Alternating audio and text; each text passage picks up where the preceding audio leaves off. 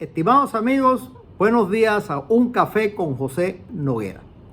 Hoy hablaremos sobre los comienzos del petróleo en Venezuela. A principios del siglo XX, Venezuela era un país agrícola muy pobre y despoblado. Tener un título de general era una señal de distinción.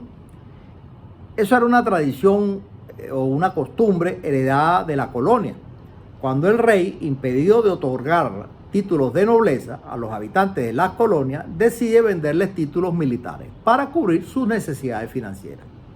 El 90% de los miembros del Congreso tenían títulos de general. Venezuela fue gobernada por caudillos casi sin interrupciones durante todo el siglo XIX. Los indígenas venezolanos utilizaban el petróleo para sellar y reparar sus canoas.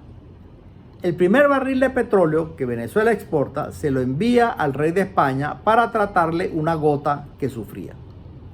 El primer código de minas de Venezuela se aprueba en 1854, otorgándole al Estado la propiedad del subsuelo y delegando en el presidente la decisión de adjudicar concesiones. Aunque no se le conocía ninguna utilidad aún, el petróleo estaba regido por esta ley.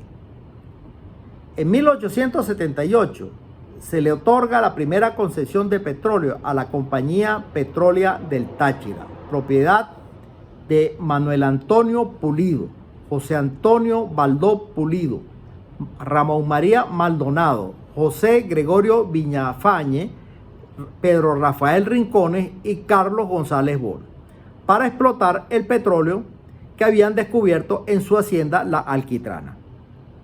Aunque la producción de petróleo del Táchira siempre fue escasa, dotaba de querosén a los habitantes de los pueblos vecinos y fue el primer paso para la industria petrolera venezolana. En 1887, Horacio Hamilton y Jorge Phillips obtienen una concesión para explotar asfalto en el lago Guanoco, que dos años más tarde se lo venden a la empresa New York and Bermúdez Company, una subsidiaria de la empresa General Asphalt que tenía su sede en Filadelfia. En 1901, la New York and Bermúdez inicia la explotación del lago Guanoco. La compañía sacaba el asfalto del lago y lo enviaba por ferrocarril 15 kilómetros a un muelle en el caño Guanoco, en un caserío del mismo nombre, donde lo embarcaban en tanqueros que salían por el río San Juan al Golfo de Paria y de allí a Brasil y los Estados Unidos. En 1899 asume la presidencia Cipriano Castro, un dictador déspota, arbitrario, conflictivo y corrupto. En 1901, el general Manuel Antonio Matos se levanta en armas, pero luego de 2 años de guerra civil, Castro los aplasta. Posteriormente, se descubre que la General Asphalt había financiado a Matos, y en represalia, Castro le quita la concesión, expropia sus propiedades y los expulsa del país. En 1902, los precios del café, el principal producto de exportación de Venezuela, bajaron, afectando las finanzas públicas. Castro decide no pagar la deuda externa y en respuesta, Alemania, Reino Unido e Italia envían buques de guerra a bloquear las costas venezolanas. El bloqueo buscaba cobrarle las deudas a Venezuela, pero también querían saber la capacidad de respuesta militar dentro de lo que Estados Unidos consideraba su área de influencia. El bloqueo cesa con un acuerdo de pago. En 1906, una reforma del Código Minero obliga a los concesionarios a pagar un impuesto de 2 bolívares por hectárea y un canon de 4 bolívares por tonelada en lugar del 25% que preveía la ley anterior. El concesionario tenía 4 años para empezar la explotación, aunque podía prorrogarse por 4 años más, con el pago de 2.500 bolívares. El presidente podía otorgar contratos hasta por 50 años y la concesión podía ser de cualquier tamaño y no decía nada sobre las reservas nacionales. En 1907, Castro otorga 4 concesiones por 50 años a unos amigos personales. La primera se la adjudica a Antonio Vigas, concediéndole derechos sobre todo el petróleo del Distrito Colón del estado Zulia, que abarcaba una superficie de 2 millones de hectáreas. Vigas le vende la concesión a la Colón Development Company, una filial de la Royal Dutch Shell. La segunda se la otorga a Antonio Aranguren para explotar asfalto en los distritos Bolívar y Maracaibo del estado Zulia. Luego amplían la concesión para explotar petróleo. La concesión tenía 1 millón de hectáreas. En 1913, Aranguren le transfiere la Venezuelan Oil Concession a otra filial de la Royal Dutch Shell. Jiménez Arraiz recibe la tercera concesión. Esta abarcaba 500.000 de hectáreas en los distritos Acosta y Zamora del estado Falcón y en el distrito Silva del estado Lara. La compañía británica North Venezuelan Petroleum Company se encargó de desarrollarla. La cuarta concesión de 500.000 de hectáreas la obtiene Bernabé Planas y solo incluye el distrito Buchibacoa del estado Falcón. Esta concesión es comprada por la British Control Oil Fields, compañía sobre la cual había sospecha de que pertenecía al gobierno británico, lo cual hubiera sido ilegal. En 1908, Juan Vicente Gómez derroca a Cipriano Castro y comienza una dictadura de 27 años. Gómez era un hombre de mentalidad campesina que apenas sabía leer y escribir. Impone un régimen brutal y de terror. No fue un secreto que Gómez simpatizó con los alemanes durante la Primera Guerra Mundial. Theodore Roosevelt se refería a él como el scoundrel, es decir, el bribón. Apenas llega al poder, Gómez le devuelve la concesión del lago Guanoco a la General Asphalt y le otorga otra adicional por 50 años. Esto sonaba bien a los ojos de los inversionistas. El 10 de diciembre de 1909, Gómez le otorga una concesión de 27 millones de hectáreas a John Allen Tregeles, un representante de la compañía británica Venezuelan Oil Fields Exploration, que cubría 12 de los 20 estados más el territorio del Tamacuro y abarcaba el 30% del territorio nacional. La concesión tenía algunas ventajas con respecto a las de 1907. Su duración se redujo de 50 años a 30 años y el periodo de exploración se disminuyó de 4 a 2 años. Pero la parte económica del contrato era bastante peor. El impuesto a la superficie se redujo de 2 a 1 bolívar por hectárea y el canon se fijó en 5% en vez de 4 bolívares por tonelada. En lo demás eran iguales. La compañía no encontró petróleo y la concesión caducó. En 1910, Gómez le otorga 2 concesiones a Rafael Max Valladares, un apoderado de la General Asphalt. La primera cubría todo el estado Benítez del territorio Sucre. 4 días más tarde, Valladares le transfiere la concesión a la Bermúdez Company, una filial de la General Asphalt. En 1913, la Bermúdez comienza a explotar su primer pozo. La segunda concesión la transfiere Valladares 2 días más tarde a la Caribbean Petroleum Company, otra filial de la General Asphalt. La superficie otorgada era la misma que la de Tregeles, pero las condiciones fueron ligeramente distintas. El canon se fija en 2 bolívares por tonelada en vez de 5%, y la concesión no se podía transferir sin la aprobación del presidente. Esta concesión fue entregada violentando la legislación vigente, ya que la ley de minas de 1910 establecía que las concesiones no podían ser de una superficie superior a las 800 hectáreas. Encontrar petróleo en Venezuela era una hazaña peligrosa. El traslado de los geólogos y sus equipos era una odisea. No había carreteras aptas para automóviles. En los caminos solo se podía transitar en carretas jaladas por bueyes. Había muchas zonas pantanosas que solo se podían atravesar por mula o en canoa. En la entrada del lago de Maracaibo había una barra de arena que impedía el paso de buques de gran calado. El país no estaba cartografiado y los pocos mapas disponibles eran inexactos, mostrando ríos que no existían o que pertenecían a cuentas distintas. Era muy fácil enfermarse. Había mosquitos y otros insectos transmisores de enfermedades por doquier y no existía ningún tipo de atención médica. Los primeros equipos fueron transportados en esas condiciones. Pero luego las compañías empezaron a construir una infraestructura que incluía carreteras, casas, hospitales y centrales eléctricas. Adicionalmente, las compañías debieron enfrentar la hostilidad de los indios motilones, especialmente en el suroeste del lago de Maracaibo, que era su tradicional área de caza. Cuando las compañías llegan, los motilones se alarman, sienten amenazada su fuente de alimento, por lo que se oponen ferozmente a la presencia de las petroleras, cuyos trabajadores estaban en constante peligro. Para protegerlo, las cabinas de los tractores y los camiones eran cubiertas con varias capas de tela metálica que las flechas no podían atravesar. Los campamentos eran protegidos con cercas muy altas, espesas con alambres de púa y estaban completamente iluminados, con guardias cuidando las entradas. A pesar de las precauciones, ocurrieron cosas.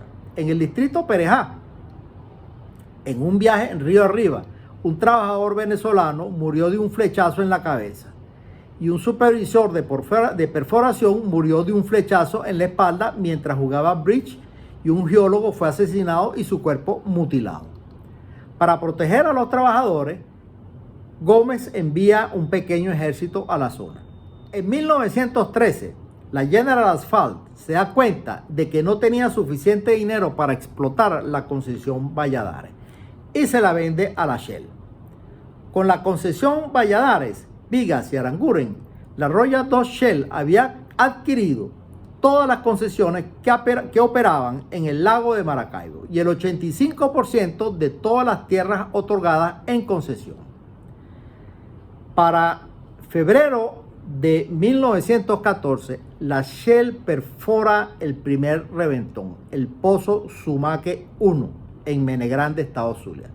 Era el primer pozo petrolero en Venezuela que tenía un nivel de producción comercial. El deseo de Gómez de atraer capital extranjero llevó a su gobierno a buscar la ayuda tanto del ministro estadounidense en Caracas como de las empresas estadounidenses para redactar la legislación petrolera, estableciendo los términos para las concesiones, los impuestos y las regalías. Y una vez que se otorgaba una concesión, la Venezuela de Gómez proporcionaba la continuidad política y la estabilidad administrativa y fiscal en marcado contraste con México, que estaba en plena guerra civil. Ese mismo año, con la Royal Dutch Shell ya instalada en Venezuela, en los alrededores del lago de Maracaibo, la compañía comienza una pequeña producción comercial. En 1919, con el aumento del interés en Venezuela después de la posguerra, Jersey envía a sus exploradores al país. Entre ellos a un geólogo que decidió saltarse la cuenca de Maracaibo por completo. Cualquiera que permanezca allí una semana, decía, es casi seguro que se infecte de malaria o trastornos hepáticos e intestinales que probablemente se vuelvan crónicos. Y recomienda no invertir en Venezuela. Pero un gerente de Jersey que había venido en el viaje no estuvo de acuerdo. Para él, lo que contaba mucho más que la malaria y los trastornos hepáticos e intestinales era el compromiso de la Royal Dutch Shell, afirmando que el hecho de que la Shell haya gastado millones nos lleva a sospechar de que allí hay una cantidad considerable de petróleo en ese país. Y salirse de Venezuela podía poner en peligro la capacidad de la Standard Oil de seguir siendo predominante en el suministro de petróleo de América Latina. Sin embargo, incluso en 1922, el año de la nueva ley del petróleo, había dudas sobre si había algún desarrollo petrolero significativo. Los resultados de la exploración eran interesantes, pero no más que eso, mientras que el capital y el esfuerzo requeridos resultaban bastante grandes.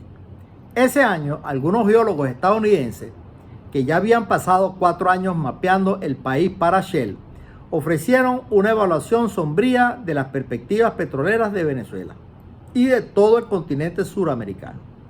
Pero lo que vieron fue un espejismo.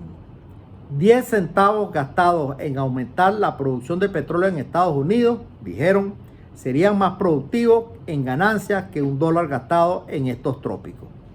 Incluso llegaron a argumentar que el petróleo de esquisto en los Estados Unidos podría producirse más barato que el petróleo de Venezuela y de otras partes de América Latina.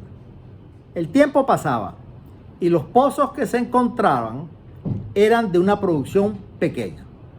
Unos geólogos estadounidenses que trabajaban para la Royal Dutch Shell en el campo La Rosa afirmaban que no parecía prometedor. Veían a Venezuela como un mal prospecto y sugerían abandonar el país. Pero era un juicio prematuro. El gerente de la Shell, George Reynolds, insistió en seguir. Este es el mismo Reynolds que había descubierto petróleo en Persia 15 años antes, superando sus innumerables obstáculos. La Anglo-Persian lo había despedido dándole un pequeño bono. Ahora era el primero también que iría a conseguir petróleo en Venezuela. El 14 de diciembre de 1922, en el campo La Rosa, cerca de Cabima, en la cuenca de Maracaibo, revienta el pozo Barrosos II, a una profundidad de 500 metros, con un caudal descontrolado estimado en 100.000 barriles por día. Barrosos II fue el primer pozo en revelar el potencial petrolero de Venezuela como un gran productor de petróleo, dando inicio a la explotación comercial en gran escala. En 1907, la actividad petrolera era tan insignificante que las 4 concesiones que otorgó Castro ni siquiera fueron mencionadas en el informe anual del Ministerio de Fomento. En 1921, la producción de petróleo era apenas de 4.000 barriles diarios, pero con el reventón de Barrosos II aumenta a 11.800 barriles. En 1935, cuando muere el dictador, la producción de petróleo venezolana había pasado a 400.000 barriles diarios.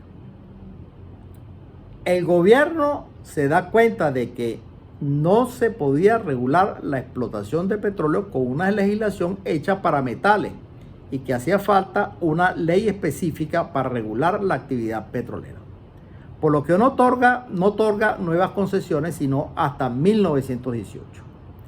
Ese año, el ministro de Fomento, Gumersindo Torres, propone la primera ley petrolera que el Congreso aprueba en 1920, que una ley que limitaba las concesiones a 30 años y la superficie de exploración a 15.000 hectáreas, divididas en parcelas de 200 hectáreas.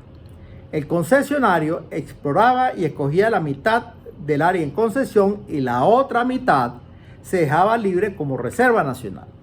El impuesto de superficie se subía de 2 a 5 bolívares por hectárea y el canon de 8% a 15%, y se creaba un impuesto inicial de explotación de 10 bolívares por hectárea. Las compañías petroleras se oponen a la ley argumentando que no había garantía de que una vez terminada la exploración, el Congreso aprobara la explotación, que las parcelas y las superficies eran muy pequeñas, que el tiempo de la concesión era corto y que los impuestos y los cánones eran muy elevados. El embajador de Estados Unidos, Preston McGoodwin, habla con Gómez y le pide modificar la ley, a lo que Gómez accede. Al año siguiente se aprueba una ley petrolera que incorpora la mayoría de las modificaciones sugeridas por las compañías. La superficie máxima se eleva a 120.000 hectáreas y el impuesto inicial de explotación se reduce a 7 bolívares. Pero a pesar de los cambios, nadie compraba concesiones. La razón era la depresión de 1921. Al final de la Primera Guerra Mundial, las tropas regresaban de la guerra y se reincorporaban a la vida civil. La tasa de empleo aumenta y los salarios disminuyen. En la agricultura, Europa aumenta la producción agrícola y los precios bajan, pero las compañías no culpan a la depresión, sino argumentan que necesitan mejores condiciones. Gómez destituye al ministro Torres y convoca a los representantes de las 3 compañías norteamericanas grandes para negociar nuevas condiciones, que se reflejaron en una ley de 1922, que eleva el área de exploración a 400.000 hectáreas divididas en parcelas de 500 hectáreas y extiende las concesiones hasta 40 años. El concesionario escogería 200.000 hectáreas para explotación y devolvería las 200 restantes, que quedarían como reserva nacional. El impuesto de exploración se fija en 10 céntimos de bolívar por hectárea. El impuesto de explotación sería de 2 bolívares por hectárea. El impuesto de superficie se fija en 2 bolívares los primeros 4 años. 4 bolívares de los 27 años siguientes y 5 bolívares durante los 10 últimos años. El canon se ubicó en 10%. Ningún gobierno extranjero podía ser dueño de una concesión.